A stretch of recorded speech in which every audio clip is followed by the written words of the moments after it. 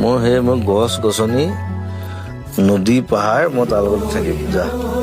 আমাৰ মানুহৰ লগত থাকিম মোৰ পাণ দোকানটো বেছি ইম্পৰ্টেণ্ট মোৰ কাৰণে মোক আচলতে মানে চবেই ঘৰৰ মানুহ বুলি ভাবে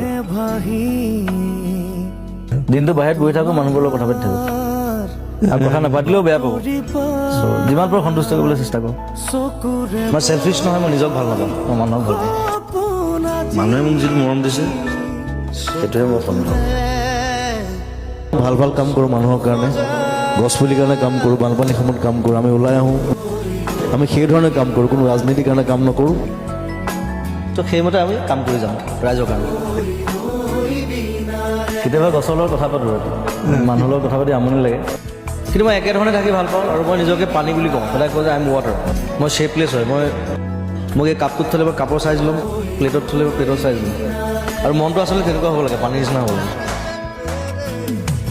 ঠগি শেষ কৰি দিলে মোক মানুহে সিহঁতৰ কাম আছে ইয়াত আহিব মই নাযাওঁ আৰু নাপাব আই ডু হোৱাট এভাৰ লাইক নল নকৰোঁ নাই মই মিছা কথা নকওঁ সেইকাৰণে মই যিটো কৰোঁ সেইটো মই খোলাকৈ কওঁ মই সদায় সেইটোৱে ভাবিছোঁ যে আই উইল বি দ্য বিগেষ্ট মই আগলৈ চাওঁ সদায় পিছফালে ঘূৰি নাচাওঁ কেতিয়াও মোৰ যেতিয়া 70 বছৰ হ'ব তেতিয়া মানুহে কি কি হিচাপ ৰাখিব মোক সেইটোৱে ইম্পৰ্টেণ্ট মোৰ কাৰণে মোৰ কৰ্মটো মোৰ সৃষ্টি মোৰ মানুহৰ প্ৰতি ভাল পোৱা সেইখিনি বেছি ইম্পৰ্টেণ্ট মোৰ কাৰণে